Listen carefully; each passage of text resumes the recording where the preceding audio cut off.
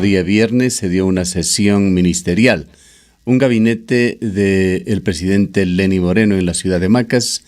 Dentro del mismo se trataron varios temas, entre ellos el de la situación de la minera en Río Blanco. Y fue el ministro Carlos Pérez quien dio declaraciones que requieren de análisis. Lo intentamos hacer el día de ayer con el señor gobernador sin poder aclarar si el tema se trata de una política de Estado, de una decisión de carácter político tomado por el gobierno del presidente Lenín Moreno sobre continuar a como dé lugar con la explotación en Río Blanco, pues eso se deduce de las palabras del ministro. En todo caso, tratándose de un tema judicial, vamos a analizarlo en esta mañana con el doctor Pablo Valverde, presidente de la Corte de Justicia de Cuenca. Pero en forma preliminar, escuchemos nuevamente las palabras del ministro.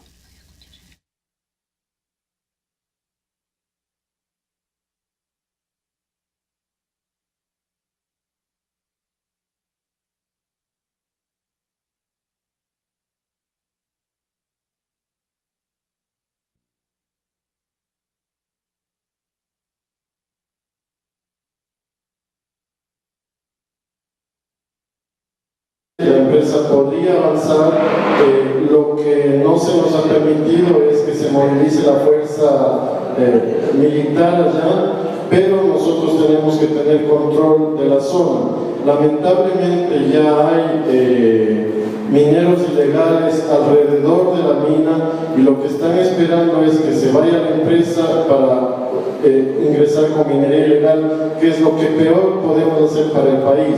Realmente la minería ilegal es la que hace daño al ambiente, hace daño a la comunidad, no se comparte esos recursos con todos los ciudadanos y con el país. Entonces, vamos a trabajar en eso, tendremos que socializar bien la decisión de la Corte, que lamentablemente está siendo sacada de contexto por parte de intereses políticos, y tendremos que explicar a la ciudadanía exactamente lo que dijo la Corte en su veredicto.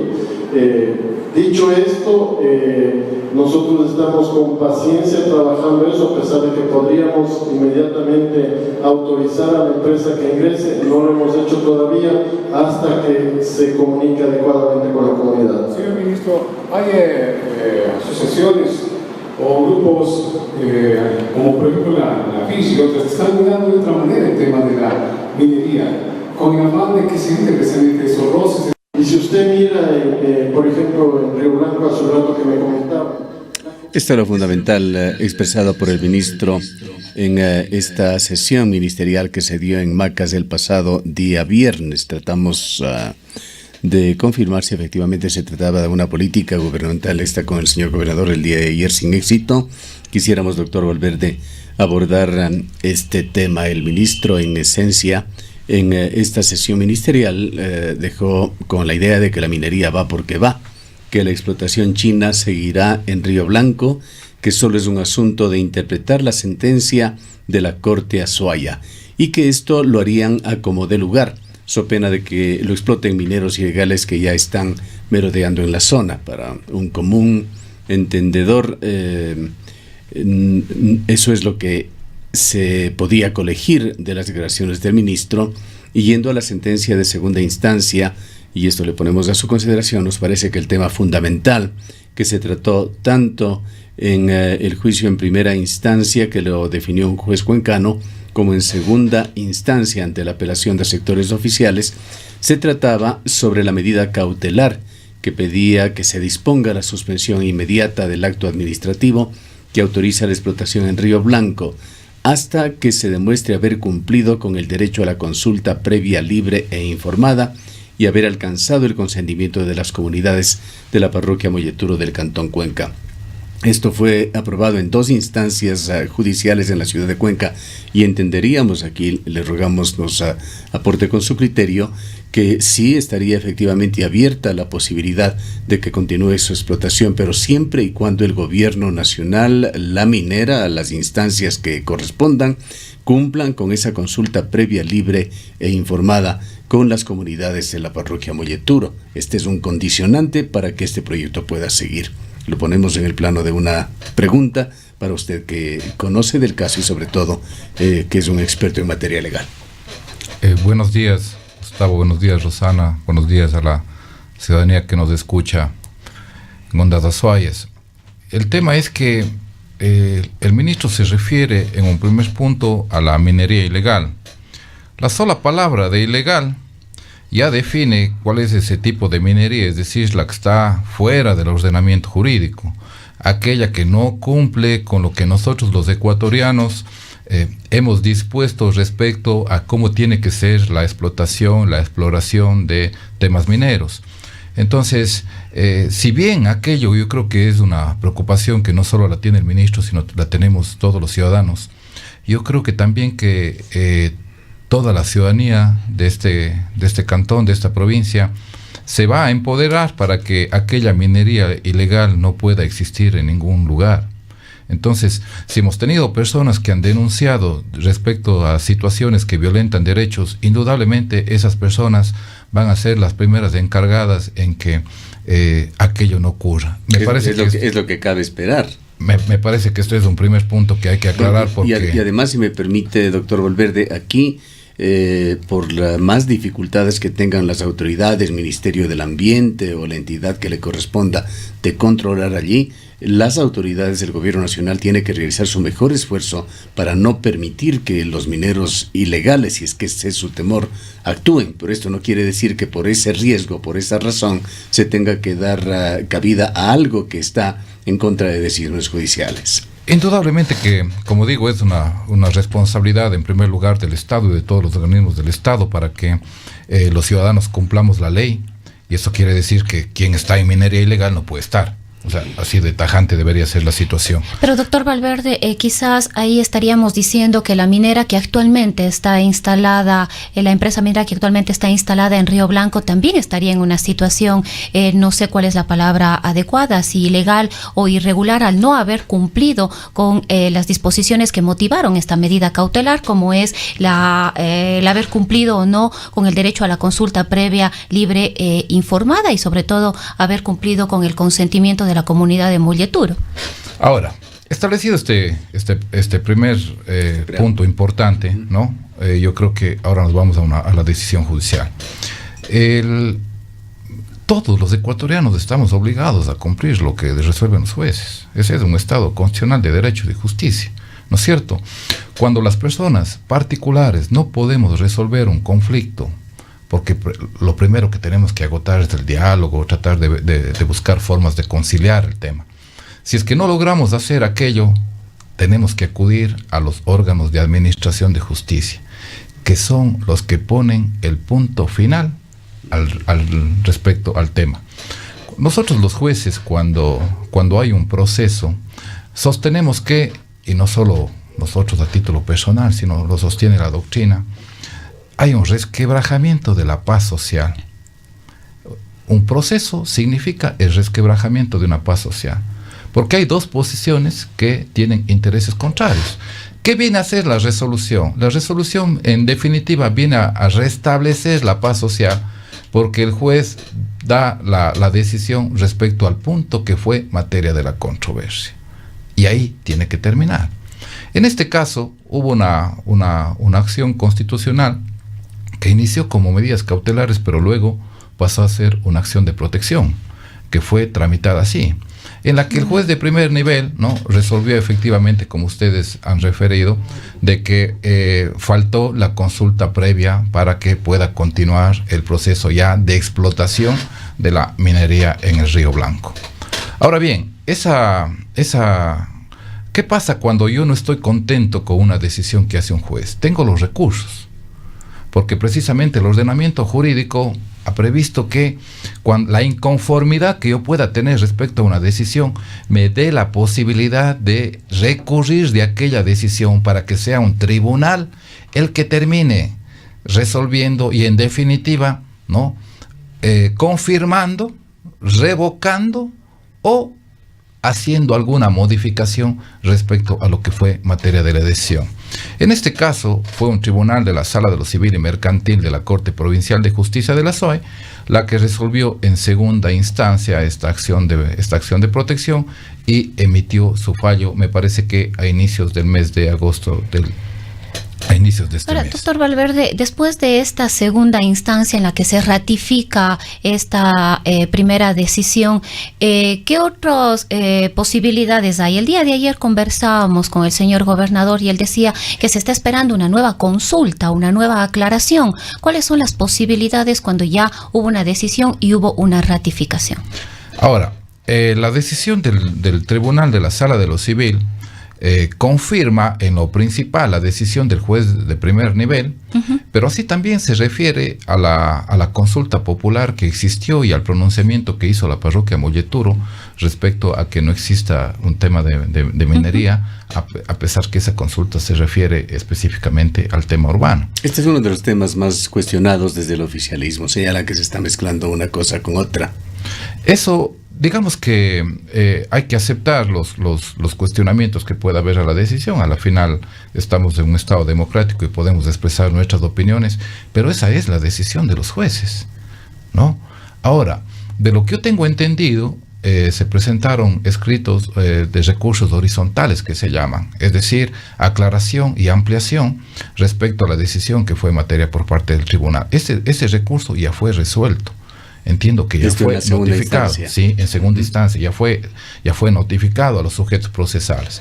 Entonces, no tengo conocimiento que haya un escrito posterior a aquello. Pero ¿existe una posibilidad de que después de esta segunda instancia en materia jurídica, a qué nivel podría llegar una nueva consulta, una nueva aclaración o una solicitud de ampliación de esta ratificación de esta sentencia?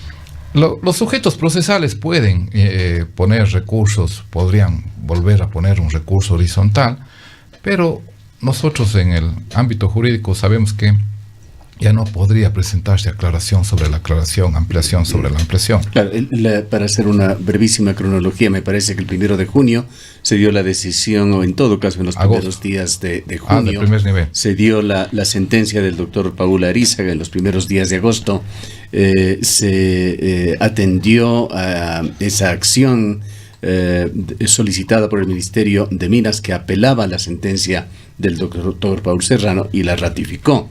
Y en forma posterior se pidió una aclaración a la Corte, que le atendió a alguna otra sala, en la cual realmente no cambiaron las cosas hasta allí el proceso. Así es.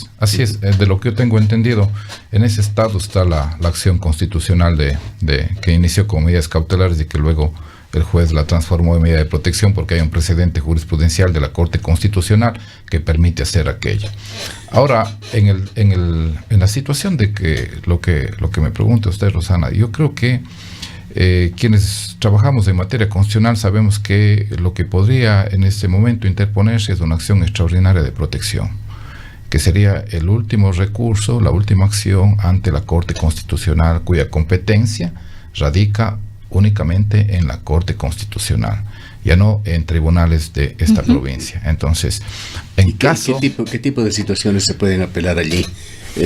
¿Van nuevamente a juzgar si es que se hizo o no la consulta previa, o son cuestiones ya de poner en tela de juicio los procedimientos que se han seguido para eventualmente anular alguna decisión?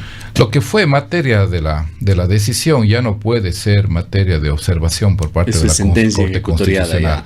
Lo que sí usted puede argumentar en la acción extraordinaria de protección es que se haya violentado algún derecho constitucional en la decisión.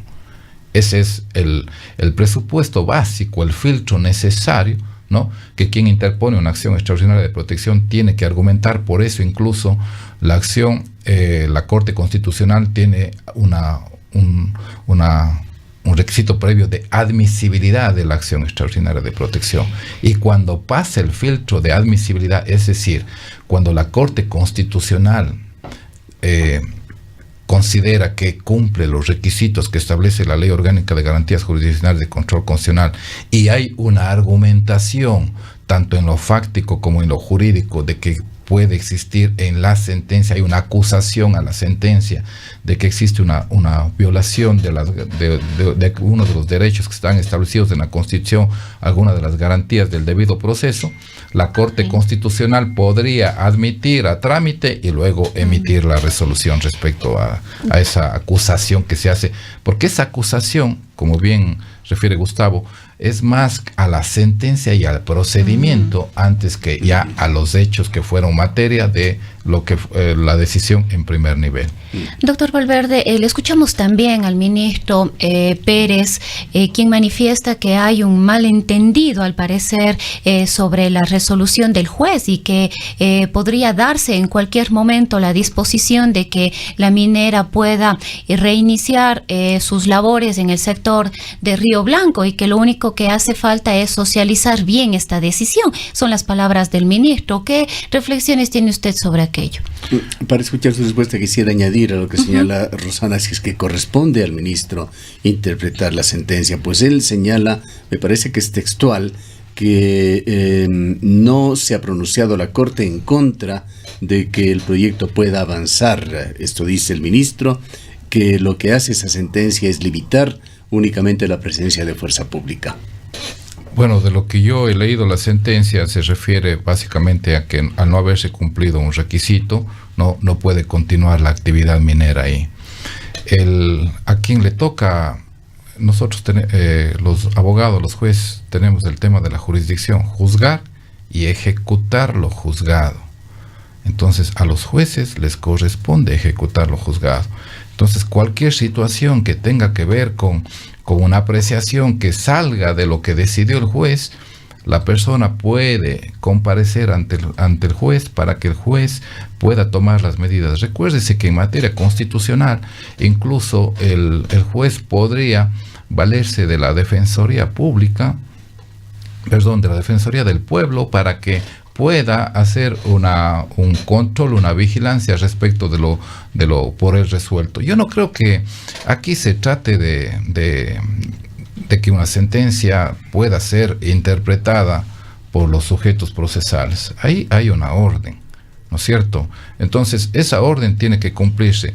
Si el juez de primer nivel dijo que no hubo la consulta como requisito fundamental para continuar con la actividad minera, tiene que existir la consulta. Y ahí hay una situación que difiere con el pronunciamiento de segundo nivel, cuando dice que la consulta ya se la ejecutó a través de la consulta popular, que fue en febrero de este año. Uh-huh. Entonces, incluso ahí, de acuerdo a la decisión de los jueces, ya ni siquiera habría que hacer la consulta, porque habría que estar al pronunciamiento que se dice y que incluso se lo cita en la sentencia. Pero los jueces interpretan que esa eventual segunda consulta ya se la hizo con la consulta popular. Exactamente, esa es la interpretación que yo también hago de la lectura que he hecho de la sentencia. Ahora bien, entonces, como digo, el tema del cumplimiento de una sentencia, todos los ecuatorianos estamos obligados a hacerlo, ¿no? Todos los ecuatorianos.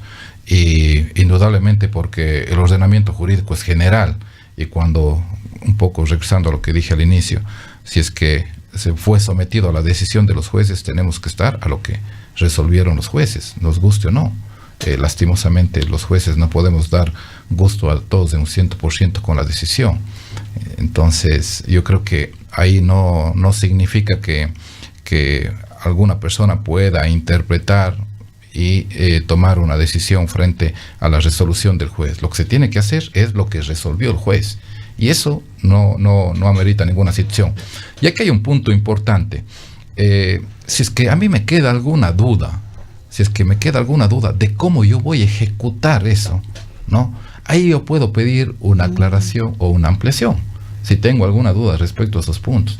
Y en cuanto a la parte resolutiva, parecería ser que no hubo ningún recurso horizontal. Hasta donde usted conoce, en su calidad de presidente de la Corte de Justicia de Cuenca, doctor Valverde, ¿se ha interpuesto esta acción de protección extraordinaria por parte de las entidades del Estado?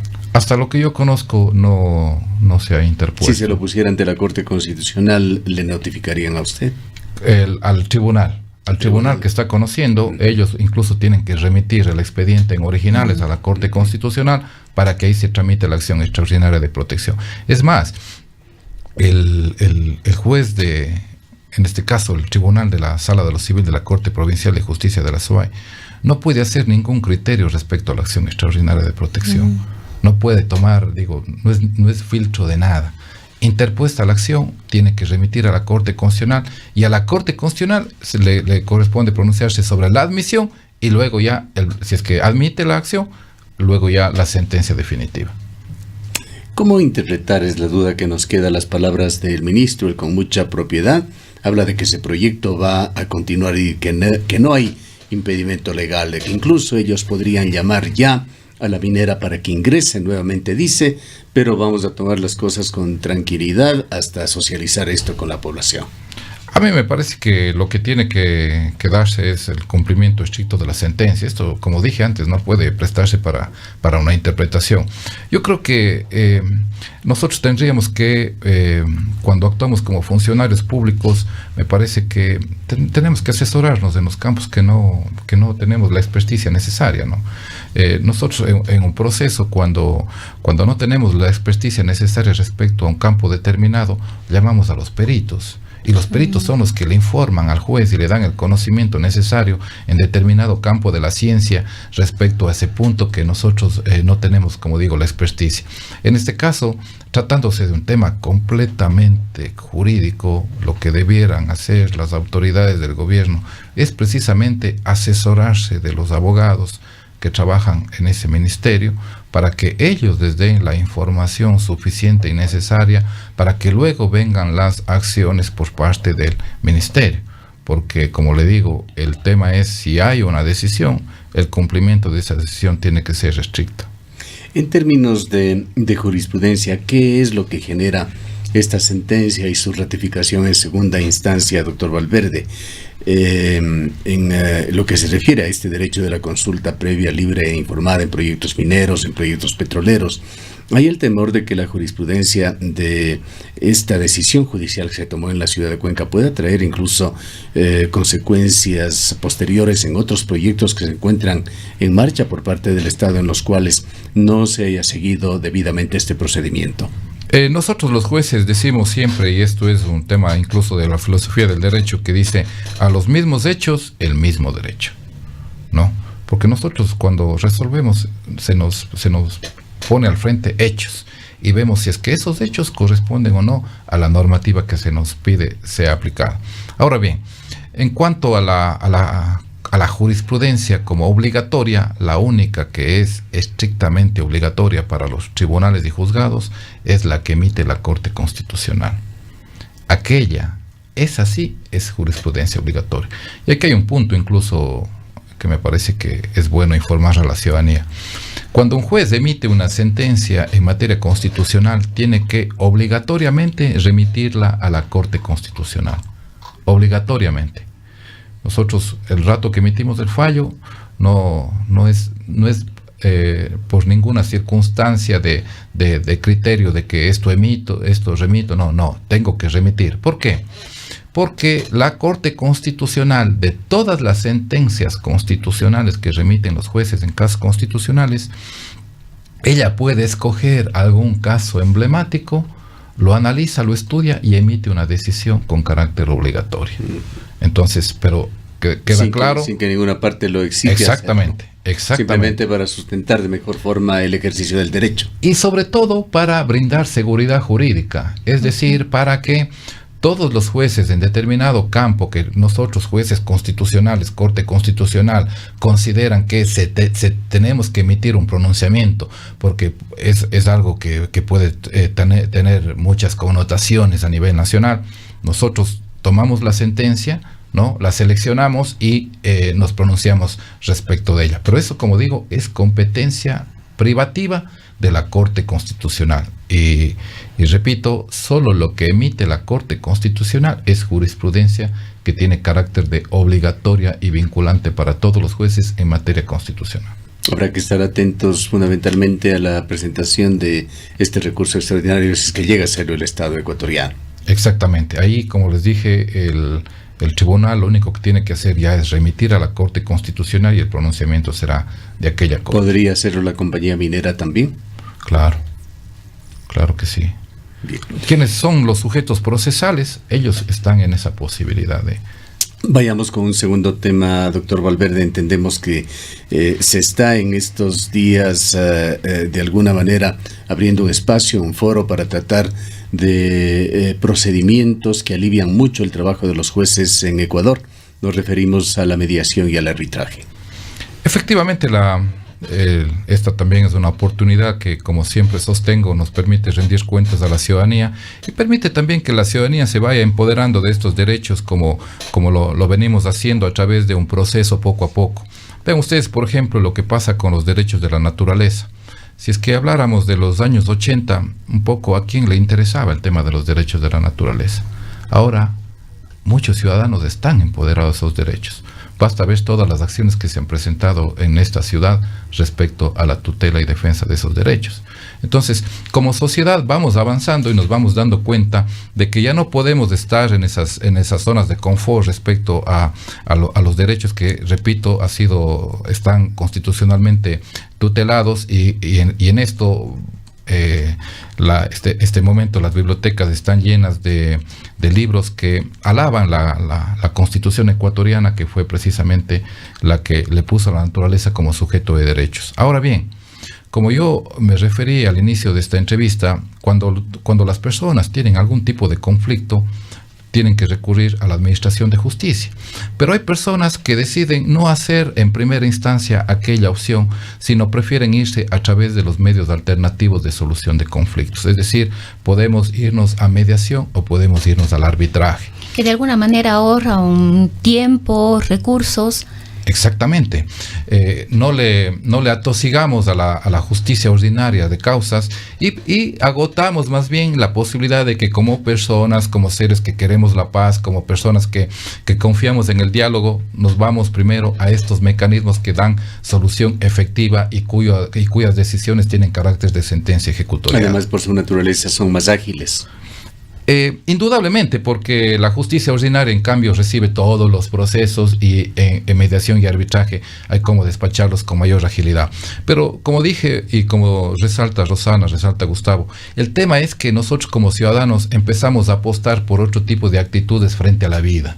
Y eso creo que tenemos que rescatar en forma permanente. Y la mediación, precisamente la próxima semana, va a haber una semana dedicada a que tratemos este tema, a que nos empoderemos de aquella posibilidad de que podamos primero recurrir a los centros de mediación para tratar de resolver nuestros conflictos y solo si es que ya aquello es imposible, poder y que podamos recurrir a la justicia ordinaria. Esto también es importante porque nosotros también estamos impulsando a través de la Corte Provincial, del Consejo de la Judicatura, yo soy parte de la dirección provincial, el tema de los jueces de paz. Vean, yo con satisfacción puedo contar acá que la provincia de La Suay ya cuenta con aproximadamente, las parroquias de La Suay cuentan con aproximadamente 25 jueces de paz. No son abogados, es gente de la comunidad, le elige la comunidad y ellos van a resolver, obviamente con competencias limitadas, por ejemplo en tema económico que no pase de $2,000, temas de linderos, pero vean que la comunidad, el ahorro que propicia aquello, que usted no necesariamente tenga que recurrir a un abogado, que no tenga que trasladarse a la ciudad de Cuenca para poner su conflicto en conocimiento de los jueces, sino primero agotar la posibilidad de que mi vecino, el que es de mi comunidad, el que me conoce, el que conoce todo el ambiente en el que nos desenvolvemos, él pueda resolver aquel conflicto. ¿Recoge estos ciertos preceptos, ciertos aspectos de la justicia indígena? Indudablemente, bueno, la justicia indígena reconocida constitucionalmente, digamos que tiene un tratamiento porque reconocemos como un país multicultural, multiétnico y con un pluralismo jurídico, ¿no? Es decir, la justicia indígena está reconocida y tutelada. Ahora bien, el tema de la justicia de paz, en cambio, invoca al tema fundamentalmente del diálogo y del principio de equidad. Yo no soy juez, pero yo resuelvo con mis vecinos en base al diálogo, y si no puedo agotar el diálogo, en base al principio de equidad. Que equidad no es otra cosa, sino efectivamente tratar de dar a cada uno lo que le corresponde, precisamente, que es lo que anhelamos cuando administramos justicia. Entonces, aproximadamente, como les dije, el día domingo tuve la magnífica oportunidad de compartir en la parroquia Victoria, en la Octavio Cordero Palacios, el tema de la posesión del juez de paz de aquella parroquia, y vean ustedes que incluso hicimos una propuesta que fue bien acogida, el hecho de que la posesión se haga en las calles de la parroquia. Es decir, que se posesiona ante la comunidad, pero empoderado no solo de los derechos de la posibilidad de solucionar nuestros conflictos con un juez de paz, sino también empoderado de nuestro lugar público y en las calles. Doctor Valverde, para ir cerrando este diálogo, nos gustaría también conocer cuál es la opinión que tiene usted sobre la eliminación, más bien la fusión del Ministerio de Justicia con el Ministerio del Interior, y a su criterio, ¿qué efectos podría traer esto? Vea, yo creo que a nosotros los ecuatorianos deberíamos hacer un ejercicio de evaluar cómo nos ha ido. Yo creo que el Ministerio de Justicia ha cumplido un papel importante, ¿no? Si bien no tal vez en las expectativas que nos hubiésemos hecho desde que en los 10 años que tiene aproximadamente, pero creo que en temas, por ejemplo, de los centros de rehabilitación, si bien no desde un inicio, pero ha ido mejorando. Eso no quiere decir que no haya problemas, por favor, pero de alguna forma se está trabajando para que las condiciones de aquellas personas se los tutelen los derechos. Pero esto también siempre tenemos que mezclar con lo que opina el ciudadano común. Nosotros como ciudadanos también tenemos que cambiar la visión, porque parecería ser que continuamos diciendo, ¿y cómo va a ser posible que una persona privada de libertad tenga derechos?